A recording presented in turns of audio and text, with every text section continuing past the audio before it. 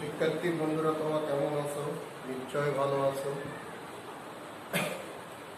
গত ক্লাসে তোমাদের সন্ধি সম্পর্কে আলোচনা করেছি। আজকে এই করোনার মহামারী দুর্যোগে তোমরা হয়তো বাড়িতেই আছো। তোমরা অবশ্যই খাতা কলম নিয়ে টেবিলে বসে পড়ো। আমি আজকে তোমাদের যে পাঠটা পড়াবো, দ্বিতীয় অধ্যায়ে তৃতীয় পরিচ্ছেদ, নতত্ত্ব স্বতত্ত্ব বিধান।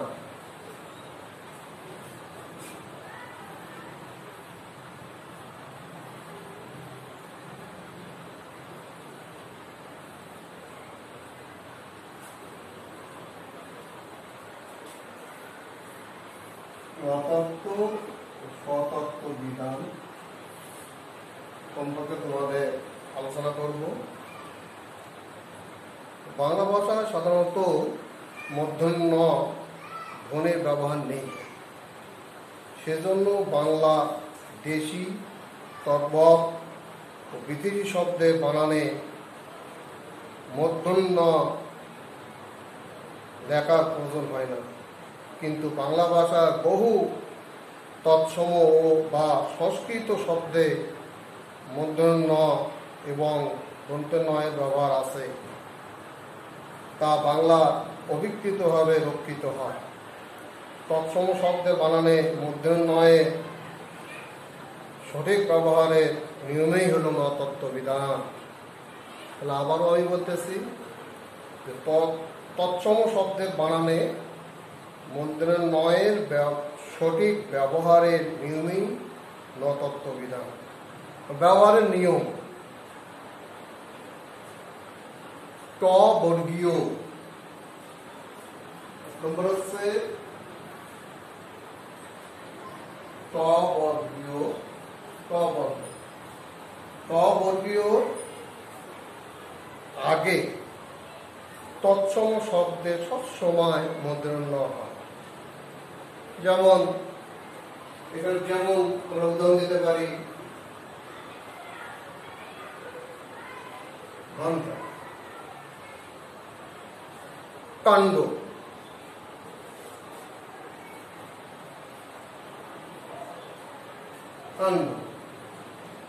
তাহলে আমরা ট বর্গীয় ধ্বনির আগে তৎসম শব্দে সবসময় মূর্ধন্য যুক্ত, যেমন ঘন্টা, কাণ্ড ইত্যাদি। রি র শয়ের পরে মূর্ধন্য হয়। 2 নম্বর, রি র এবং শয়ের পরে মূর্ধন্য হয়। রি র শয়ের মূর্ধন্য শয়ের পরে মূর্ধন্য হয়, যেমন ঋণ।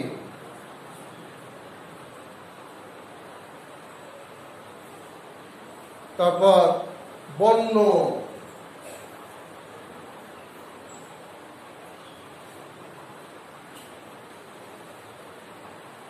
তারপর ভাষণ,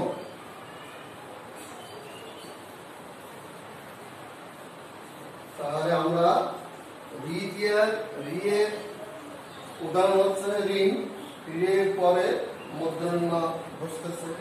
আবার র এর পরে এখানে মূর্ধন্য হচ্ছে বর্ণ, এখানে ব রেফ আছে, নয় রে বর্ণ।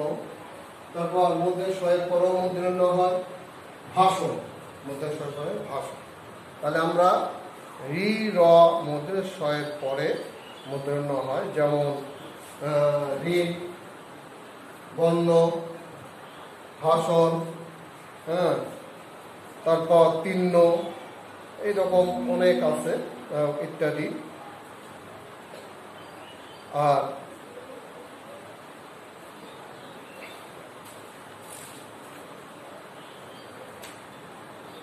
3 নম্বর আছে রি র শয়ের পরে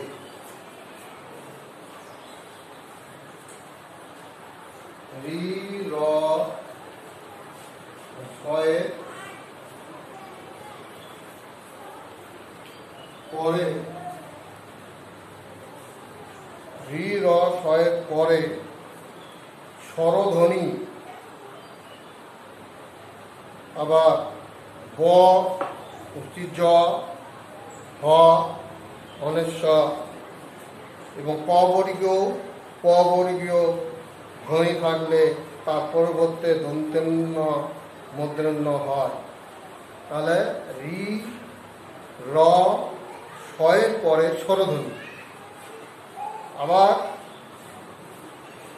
উস্তি জ উস্তি অ ব হ এবং প বর্গীয় ধ্বনি থাকলে তার পরিবর্তে মূর্ধন্য দন্তেন্য না হয়ে মূর্ধন্য হয়। যেমন কৃপণ, যেমন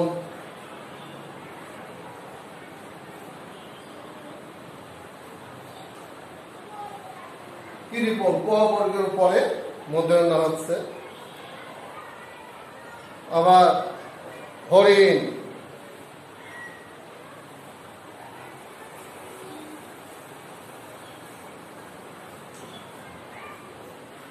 হরিণ রয়ের পরে মূর্ধন্য হচ্ছে। হ্যাঁ, তারপর অর্পণ ইত্যাদি। তাহলে আমরা নতত্ত্ব বিধান নিয়ম, ব্যবহারের নিয়ম আমরা জানলাম। এরপর তোমরা কিন্তু অবশ্যই খাতা তুলে নেবে। আগামী দিন কিন্তু তোমাদের আমি এইগুলো আলোচনা আবার ধরবো কিন্তু, ঠিক আছে বন্ধুরা? তা তোমরা অবশ্যই নতত্ত্ব বিধানের ব্যবহারগুলি অবশ্যই জানলে। হ্যাঁ, আবার এরপর তোমাদের স্বতত্ত্ব বিধান ব্যবহারের নিয়মগুলি তোমাদের আমি আলোকপাত করবো, আলোচনা করব। তোমরা খাতায় তুলে নেবে।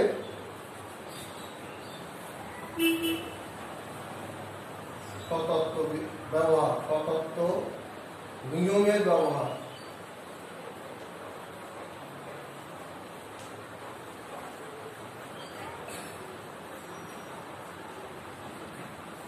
স্বতত্ত্ব বিধান নিয়মের ব্যবহার, স্বতন্ত্র ব্যবহার।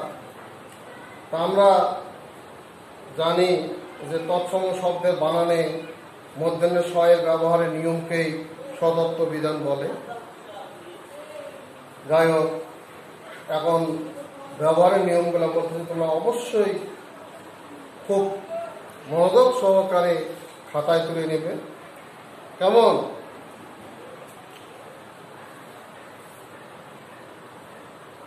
অ আ ভিন্ন,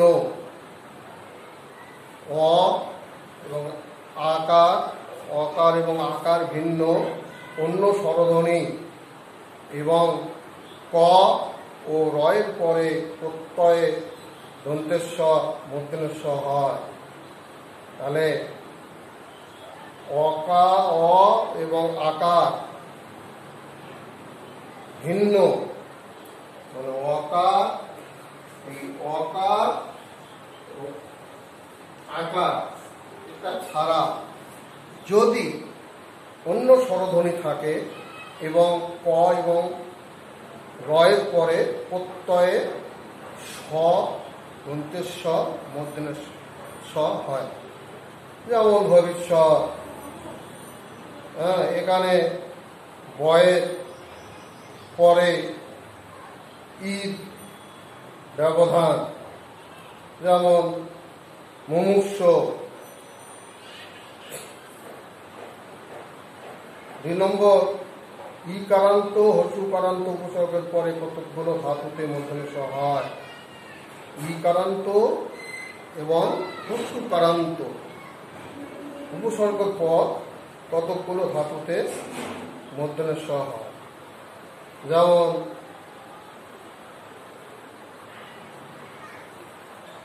অভিষেক,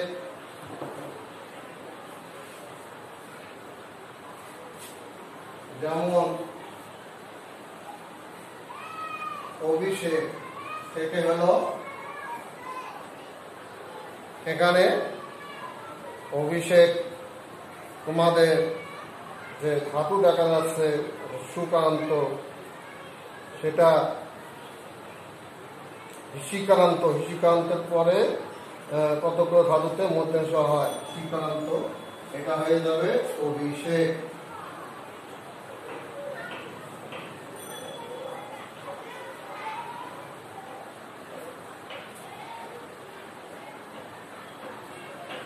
যেমন আরো আছে প্রতিসেবক, এখানে হস্যিকারান্ত আছে, এই জন্য প্রতিষেধক হবে। তারপর প্রতিষ্ঠান, প্রতিষ্ঠান, প্রতিষ্ঠান, এখানে মধ্যে স হয়ে যাবে হস্যিকারান্ত। হস্যিকারান্ত আছে সুষমা, সুষমা, এটা হস্যকারান্ত, পরে ধাতুটা কি হয়ে যাবে, পরে মধ্যে স হয়ে যাবে সুষমা, এটা হবে। তারপর 3 নম্বর রি এবং রিকারের পর মধ্যে স হয়।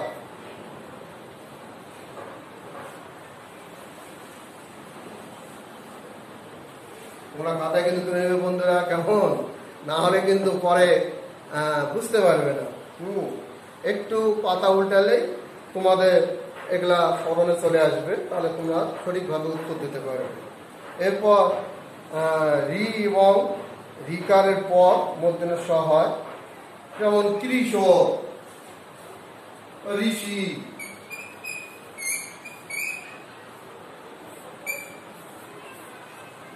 ঋষি, কৃষক।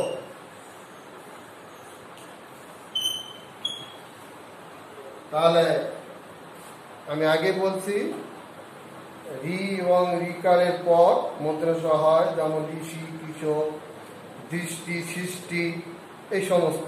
তৎসম শব্দের রয়ের পর মধ্যে স হয়। তৎসম শব্দে 4 নম্বর, এটা 3 নম্বরে, এটাও 4 নম্বরে আছে তৎসম শব্দ। তৎসম শব্দে রয়ের পর মধ্যে স হয়, যেমন বর্ষা, যেমন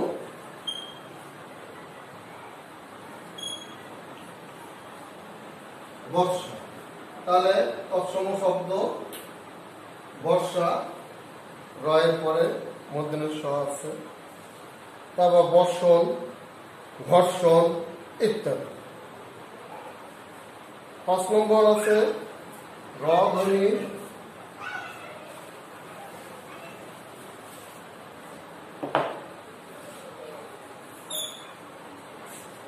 5 নম্বর আছে র ধ্বনি পরে যদি অ, আ ভিন্ন অন্য স্বরধ্বনি থাকে তবে তারপরে মধ্যে স হয়, যেমন পরিষ্কার,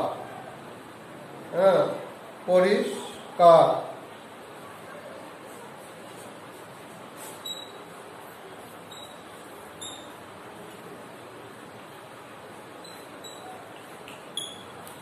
তাহলে বলা হচ্ছে যে র ধ্বনির পরে যদি অ এবং আ ছাড়া অন্য স্বরধ্বনি যদি থাকে তবে তারপরে স হয়। তাহলে দেখো রয়ের পরে অ আর বাদে দেখো ঋষিকার, হিসি, তাহলে ইকার, এই ইকার হওয়াতে অন্য থাকাতে মধ্যে স আসে। বুঝতে পারছো বন্ধুরা? হ্যাঁ, ভালোভাবে বুঝতে তো। দেখো এখানে বলা হচ্ছে রয়ের পর যদি অ, আ, অকার এবং আকারের ছাড়া অন্য স্বরধ্বনি যদি থাকে সেখানে মধ্যে স হয়ে যাবে, তার স্থানে মধ্যে স হয়ে যাবে।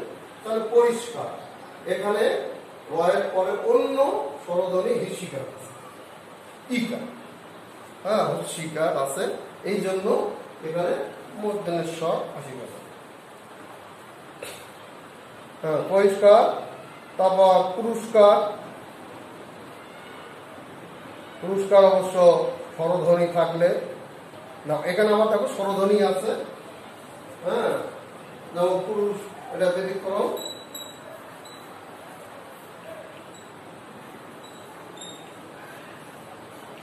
পুরস্কার এখানে রয়ের পরে কোনো কি নাই, কোনো অন্য কোনো ধ্বনি নাই।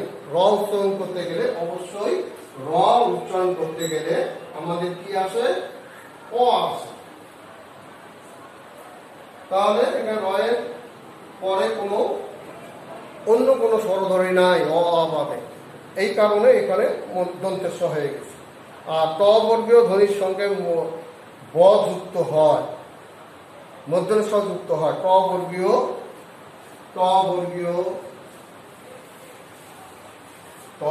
ধ্বনির সঙ্গে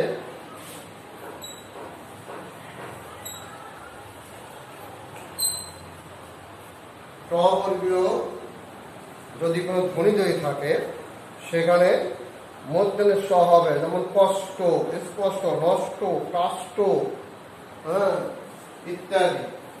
যেমন কষ্ট,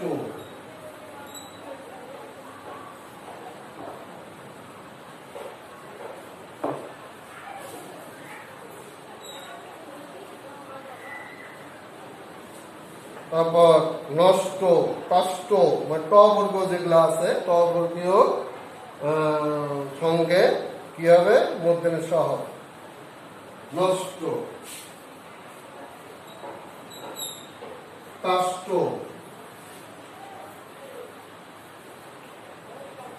তাহলে আমরা বন্ধুরা, তাহলে আমরা নতত্ত্ব স্বতত্ত্ব বিধান সম্পর্কে আমরা জানলাম।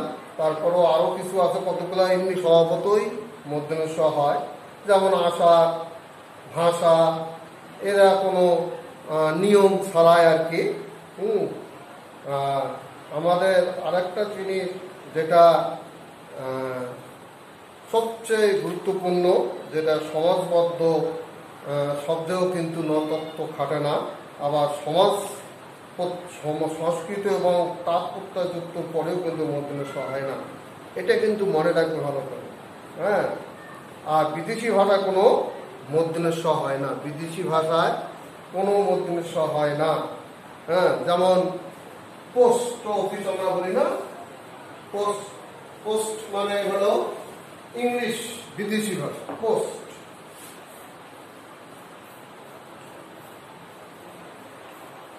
পোস্ট, মাস্টার, এটা কিন্তু বিদেশি ভাষা।